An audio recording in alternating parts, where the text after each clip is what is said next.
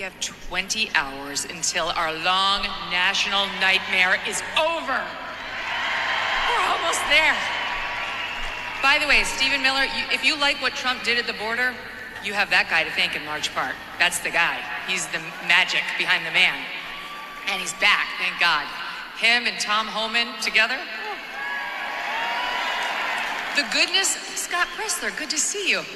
The goodness that is about to rain down on us after Trump is inaugurated tomorrow is already starting, and I've got to tell you, I am so pumped up about it. Things are already happening in anticipation of Trump being sworn in, like Facebook and McDonald's getting rid of their DEI programs. Good for you, McDonald's workers.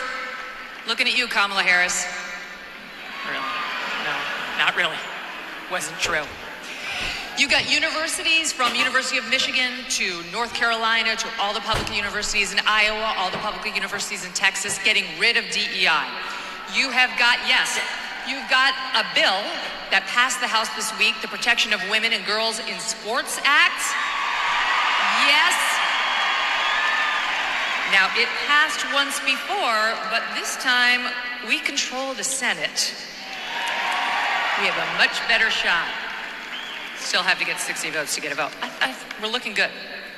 You've got a judge who struck down Joe Biden's disgusting changes to Title IX, which has been stopped in its tracks, and it will be killed entirely, those changes, as soon as Trump gets in there. Have no doubt whatsoever.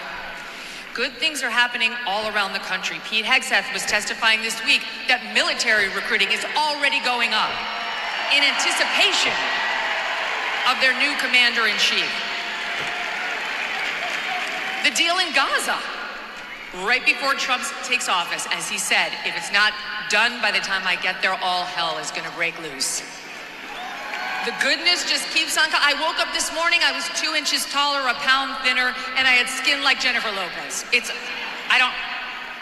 That last one's not true. Okay, speaking of J-Lo, how happy are you that her candidate lost? It's so delightful. These Hollywood celebrities who get up there and try to tell us how to vote, really? I mean, like those celebrities who know nothing about anything. All J-Lo knows about what to do is to ruin marriages. She's an expert at that. Why does she have to try to ruin the country too? So goodbye, J-Lo, didn't work out for you.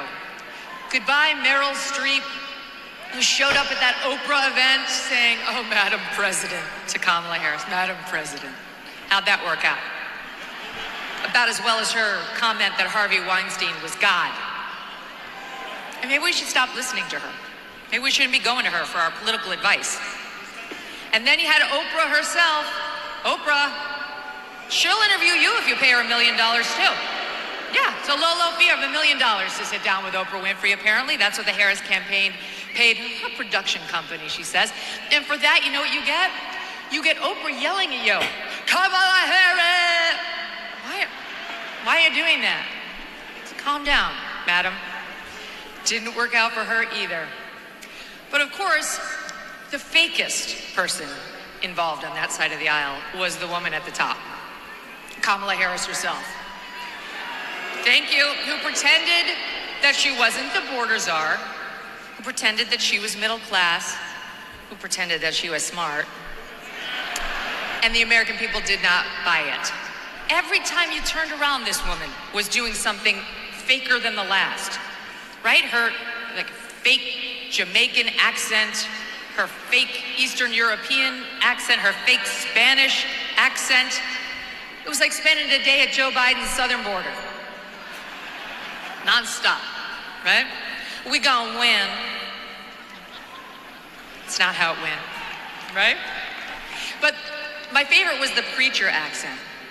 Joy cometh in the morning.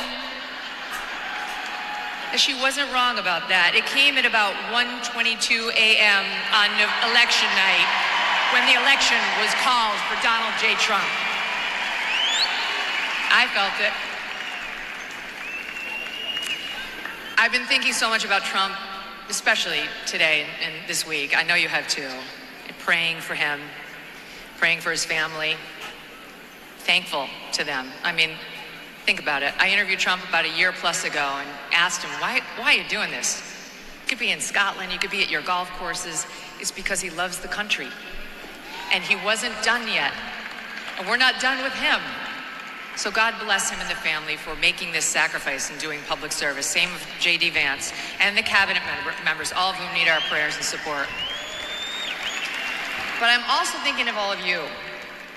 I'm thinking about you. I'm thinking about Americans who got us here.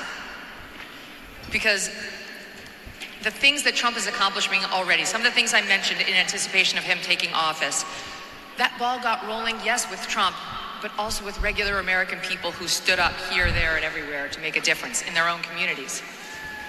I'm thinking about people like Jody Shaw. You probably don't know that name. But Jody Shaw was an administrative worker at Smith College. She didn't make a lot of money, single mom, 2 kids. And in late 2020, early 2021, she had it with the DEI nonsense at Smith. So she made a Facebook video and she posted it. And little Jody Smith, who is sweet and quiet and not one to shake the tree, said, I don't want to be forced to talk about my race at work anymore. I don't want to be told that I have implicit bias because I'm white. I don't want to have to enforce segregated dorms. Please stop making me do this. And Smith unleashed holy hell on her. Smith, this super tolerant college, okay, made it, she alleged later, untenable for her to stay. She got forced out of her job.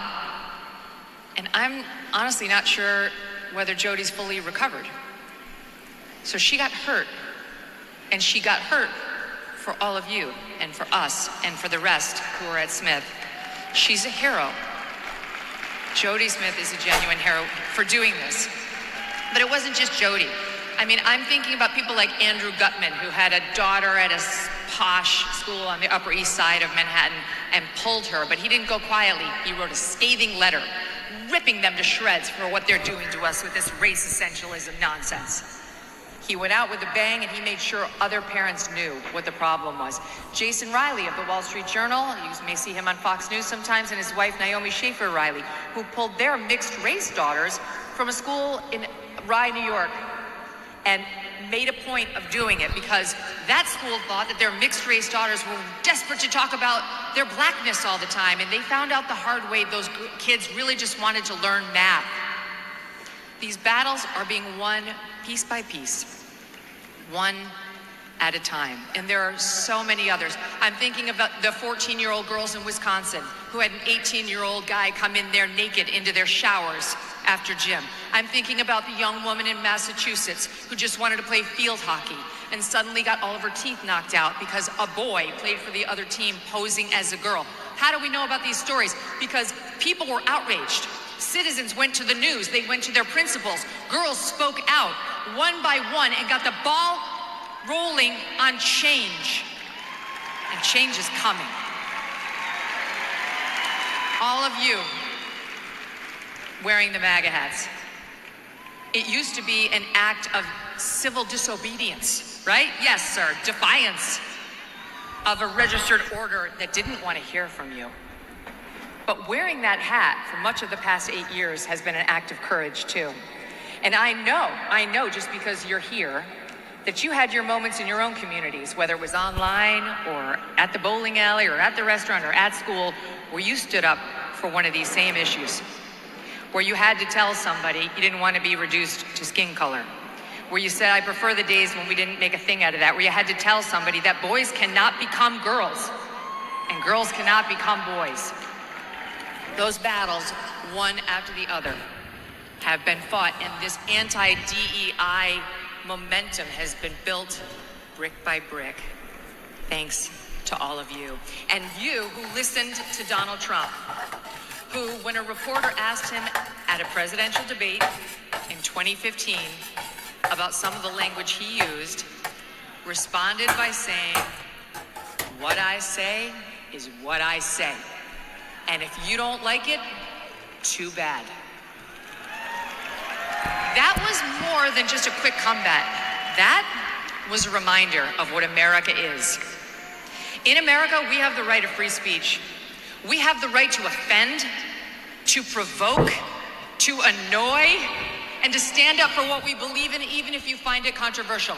We have the right not to use the words you try to force on us, like your preferred pronouns, or words like anti-racist or chest feeding. We are reminded of that daily by President Trump, who would never bow to the woke mob. Just ask Brett Kavanaugh, who will be swearing in J.D. Vance tomorrow as he, Kavanaugh, sits in his robes as an Associate Justice of the U.S. Supreme Court. So I thank all of you for being part of the Trump movement and for bringing these changes upon us and for bringing Donald Trump back into the office. And a reminder before I go, stay strong. We haven't won the war. We're winning.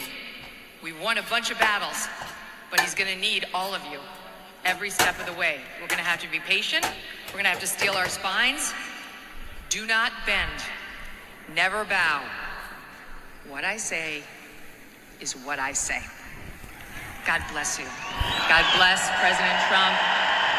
God bless the United States of America.